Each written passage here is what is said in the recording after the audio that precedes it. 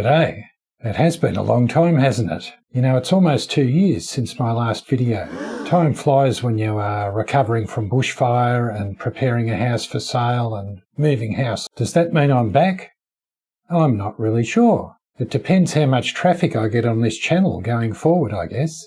For those that don't know me, I'm Dennis Crawford and this is 1 Minute Bugs, a channel that is dedicated to telling stories about insects. What we've got for you today is an excerpt from a presentation that I gave for Sustainable Gardening Australia online last year. The title is Good Bugs and Garden Pests in a Changing World. This first segment features Australia's most destructive fruit pest, the Queensland fruit fly. This is an insect that has spread well outside its original range. If I get enough positive feedback on this video, I'll load the next segment, which is on honeybees and varroa mite. Anyway, let's join the presentation as I explain my opening slide. Our topic is good bugs and garden pests in a changing world, and it could be just as well be called insects in a changing world. Everybody has probably heard that some insects are in decline while others seem to be doing quite well for themselves. Why not start with something really destructive? So this is Australia's most destructive fruit pest, the Queensland fruit fly. Queensland fruit fly is a different insect to the insect known as fruit fly in other countries. So its host range is very wide, so all sorts of fruits on trees, but just as well it can be things like tomatoes and capsicums and so forth. So the female lays its eggs into the fruit. This leaves a visible puncture wound, like on this tomato. Here we have opened one up to show the eggs inside. The eggs hatch into larvae. Most of the damage is done by the larvae, which turn fruit into mush. When the larvae have reached full size, they leave the fruit, drop to the ground, pupate, and from there another fly comes out and the whole cycle starts again. Now this pest used to be native to eastern Queensland and northeast New South Wales, and it spread much further than that, often in infested fruit. That is exacerbated now by climate change and fruit being grown in new areas. It's now endemic in Victoria. That was declared over 10 years ago. Some experts talk in terms of maybe we'll see an endemic population in northern Tasmania. That's how far this thing is potentially going to move. It also occurs in the Northern Territory and South Australia from time to time, and occasionally even in Western Australia, and the WA government has just got on top of an outbreak in Perth. It is worth controlling. So how do we do that? Well, there's a few options. We're talking now in a backyard. Exclusion is the simplest way of doing it. So that's getting some sort of bag and putting it around fruit, or you net the whole tree. And it needs to be a fine mesh so that the flies can't get through. That way, no eggs get laid, no fruit gets infested. Now, if you don't want to do that, there are a couple of other things that you can try. Traps. There are a couple of different sorts of traps. Some are pheromone traps, meaning they only attract males. So they're usually used to monitor what's going on, to see whether there are any flies around. There are other traps that trap both males and females, and the flies either drown in them or they are killed by an insecticide of some sort, organic or otherwise. Then there are baits and lures, usually a protein-based bait that's either painted on or sprayed onto the trunk or the lower parts of the tree, and there's an insecticide mixed with it. Once again, organic or otherwise, there's both. Hygiene is a really important part, where all infested fruit should be removed and destroyed, simply put in a plastic bag and then put out in the sun so it cooks them.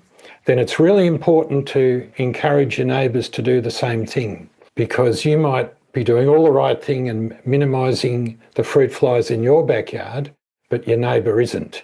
Or like there might be a vacant lot next door that's got a couple of old trees. You might need to do something about that, or get the council to do something. You can use a combination of some of these control methods, but if you put a net over the whole thing, end of problem. Some people don't like deploying nets. They can look a bit unsightly, but You can build a structure and, make it look nice, and you only have to put it out once. Like, you do have to take it off when you're pruning, but it's much more effective and much less hands-on than picking up fallen fruit all the time, or setting traps, or applying bait and then having to reapply it if it rains and all that kind of stuff. Where can you get information from? Well, there's a few sources, and I'm using a Victorian example here. Agriculture Victoria has it's a pretty, dull-looking website, but there's a lot of information there. So there's stuff there applicable to home gardens, controlling fruit fly in the garden, identifying fruit fly, and then what sort of hosts, as in what do they breed in, that you may be growing in your garden. And believe me, the list is very long.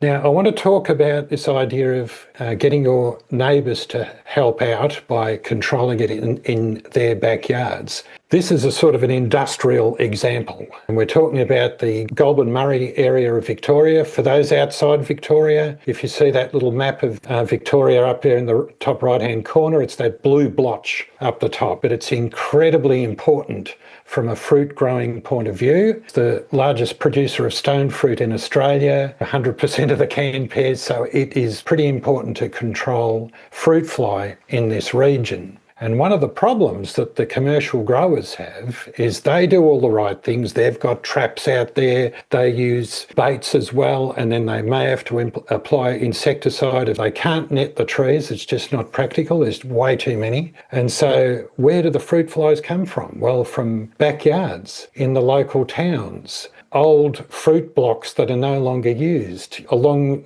the sides of creeks, vacant lots and so forth. They decided to trial this area-wide management program, which is basically an education program. I think they employed 4 people to go around. They were dropping off leaflets in home gardens. They were going around to schools. They were going to local government, making sure they had the right information, and then liaising with the commercial growers, and all supported by the Victorian Department of Agriculture with money from the government. They decided to target all the fruit trees that were no longer looked after, so along all the creek lines and so forth that I mentioned, and pulled out all the trees. And it was something like 90,000 trees that they pulled out. So that is a source of fruit fly already gone. Then plus all the education program. So how did they go? Well, a bit of a complex looking graph, but all you really need to look at are the great big red spikes on the left-hand side and compare it with that middle section where there's hardly any spike at all. And then on the right-hand side, the little spikes are starting to grow a bit. So what that means is in the middle section, that was a fully funded area-wide management program with lots of traps, lots of education, staff running around. And so there are no spikes anymore. On the left, it is unprotected, no program, so lots of flies being found. That's what those spikes mean. So lots of flies to hardly any flies at all,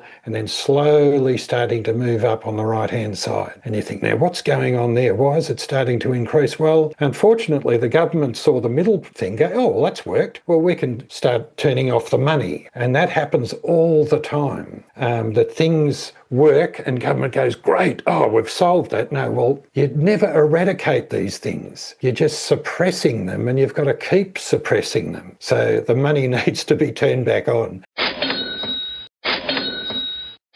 All I'm showing you is that with everybody all on board, all on the same page, i.e. you and your neighbours, you can do a whole lot of good in terms of suppressing the numbers down to very low levels so there's very little damage. The Yarra Valley is an area of concern because it's also a fruit growing area and it's right on Melbourne's outskirts. With grants from the Victorian government, a group called Agribusiness Yarra Valley set up a couple of websites. They also have a Facebook page which has some very good information on it, and they have various webinars and so forth from time to time. So it's very much worth keeping an eye on that if you're in that area. So this is a very reputable Facebook page because this is backed by science. It's not someone's opinion.